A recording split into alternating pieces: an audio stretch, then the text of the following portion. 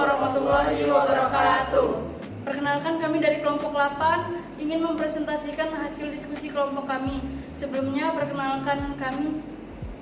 Saya Muhammad Arfi Akbar dengan NPM 2312011282.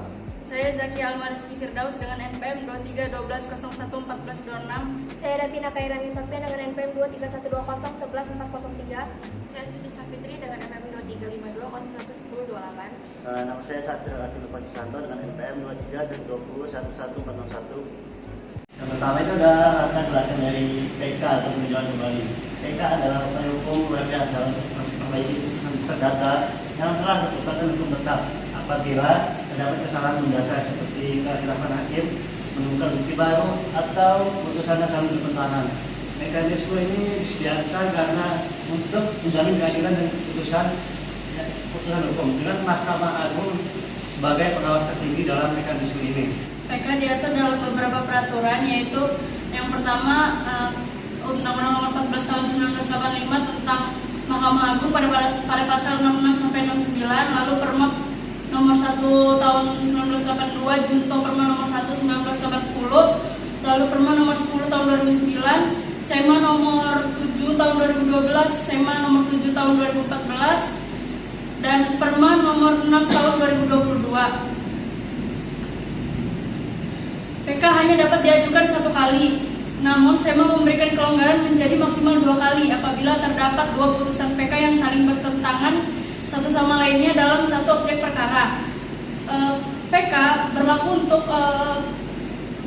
untuk perkara perdata, pidana, tun, dan agama.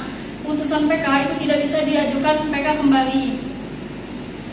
PK itu tidak dimaksudkan untuk melakukan pemeriksaan ulang perkara, namun PK dilakukan sebagai langkah terakhir Mahkamah Agung untuk menjamin tegaknya keadilan. Alasan peninjauan kembali itu diatur secara rinci pada pasal 67 Undang-Undang Nomor 14 Tahun 1945 tentang Mahkamah Agung yang berisikan yang pertama itu ditemukannya bukti baru atau novum. Novum adalah bukti baru yang tidak diketahui atau tidak ditentukan pada saat pemeriksaan perkara meskipun telah dilakukannya semaksimal mungkin. Bukti baru tersebut harus bersifat menentukan, yaitu mampu memberikan putusan, mampu mengubah substansi putusan. Lalu yang kedua itu ada putusan didasarkan pada kebohongan atau tipu muslihat. Apabila putusan tersebut memiliki kekuatan hukum yang tetap, akan tetapi diperoleh melalui kecurangan, misalnya buktinya dipalsukan, kesaksian dipalsukan, atau lain-lainnya yang untuk melobi sang hakim. Lalu yang ketiga, dikabulkannya tuntutan yang tidak didasarkan alasan yang sah atau melebihi tuntutan atau ultra petita. Alasan ini digunakan apabila sang hakim mengabulkan suatu tuntutan yang tidak dimohonkan dalam petitum atau memberi putusan melebihi ruang lingkup gugatan. Lalu yang keempat itu putusan didasarkan pada kekhilafan hakim atau kekeliruan yang nyata. Ini adalah salah satu PK yang sering digunakan. Kesalahan ini dapat berupa salah menerapkan hukum, salah menilai alat bukti, atau melanggar aturan hukum secara fundamental sehingga mempengaruhi substansi putusan. Lalu yang kelima itu adanya antara putusan tersebut terdapat pertentangan yang bersifat substansial. Baik, kemudian ada prosedur peninjauan kembali. PK diajukan secara tertulis ke pengadilan negeri tingkat pertama, meskipun putusan berasal dari banding atau kasasi. Lalu yang kedua, pengadilan negeri akan menerima memeriksa kelengkapan administratif dan meneruskan berkas ke Mahkamah Agung. Lalu yang ketiga, permohonan PK harus meliputi 1. Identitas para pihak, 2. Salinan putusan yang dimohonkan, 3. Alasan PK, 4. Bukti-bukti pendukung. Lalu yang keempat, jika melalui kuasa hukum, wajib menampilkan surat kuasa khusus untuk mengajukan PK.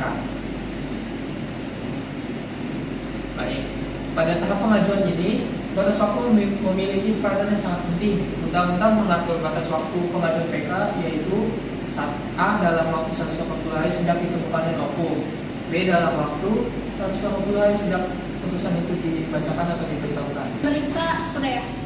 Periksaan peninjauan kembali dilakukan oleh Mahkamah Agung melalui pemeriksaan dokumen sidang terbuka.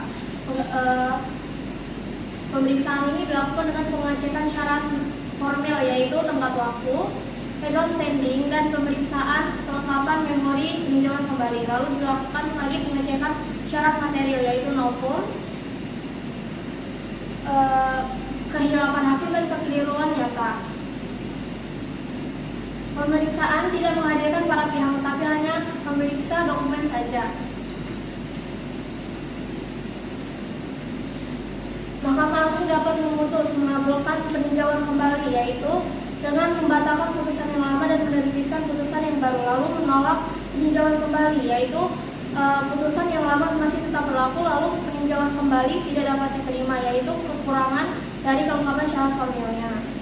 Putusan peninjauan kembali bersifat final dan mengikat sehingga tidak dapat diajukan upaya hukum lainnya. Selanjutnya itu kesimpulan dari PK sendiri itu adalah upaya hukum luar biasa untuk mengoreksi putusan yang telah berkekuatan hukum tetap apabila terdapat kesalahan mendasar seperti novum atau bukti baru, kekhilafan hakim atau kecurangan. PK diajukan melalui tingkat peradilan pertama dan diajukan tertulis oleh Mahkamah Agung. Dan mekanisme ini bersifat final dan menjadi mekanisme terakhir untuk menjamin keadilan dan kepastian hukum. Sekian dari kami kelompok 8. Jika ada salah, saya mohon maaf. Pada wassalamualaikum. Terima kasih. Wassalamualaikum warahmatullahi wabarakatuh. Sekian partisipasi dari kelompok kami. Wassalamualaikum warahmatullahi wabarakatuh.